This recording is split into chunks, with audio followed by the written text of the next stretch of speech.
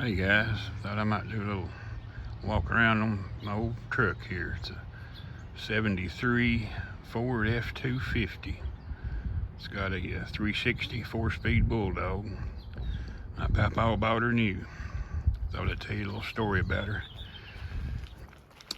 I used to drive this truck to school and drove it on dates and stuff when I was a teenager. And I drove it to work in the early 80s a little bit, and I wrecked it. I run it in a ditch. See how it's good and clean on the inside still. But anyway, I ran it in a ditch and messed the front end up on the passenger side. And I sold it. Sold it really cheap. It only had 39,000 miles on it when I wrecked it. And 40 years went by.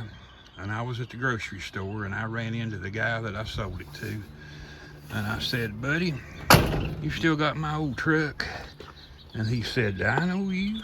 And I said, "Yeah, I sold you my old Ford F-250 about 40 years ago." And he said, "Oh, yeah, I still got that thing." I said, "Wow, would you sell it back to me?"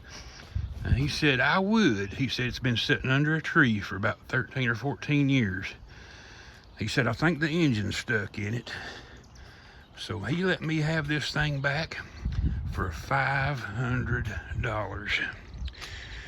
And I brought her home, and for 10 days, I had a dang pry bar on the crank boat, or the pulley boat there. And I pried on that thing, pushed on it, took the rocker arms off, and put stuff down in the spark plug holes and all that, I tried to break her free for about 10 days, and I didn't do no good at all. And then I thought, well, I might try tapping that starter. So I come inside and I hit the key there, just barely tapped it, and I seen my wrench out there moved just a little bit, and I thought, daggone, that might work. So for about 10 days, another 10 days, I come out here and tapped that old starter switch there, a few times, and it would just barely move just a little bit. And after, I'd fooled with it a long time, I thought, I know what I'll do. I'll get out here under the hood and I'll push on that bar while I'm hitting the starter. Reach over and, hit the solenoid. And I done that, and it broke free all at once. And I got in here and turned the key over, and it was spitting stuff out the spark plug holes I'd put in it. I tuned her up, and she fired right up.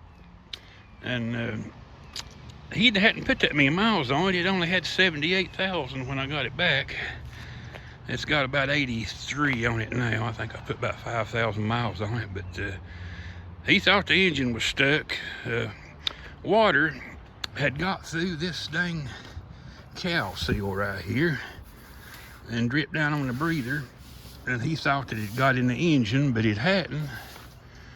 And the number 3 cylinder, the rocker arm was rusty. And I think that was the one that was stuck a little bit. But anyway, I got her broke free. And right now, I had to put brakes on it and rebuild the carburetor. A few things. I think I got about $850 in it now.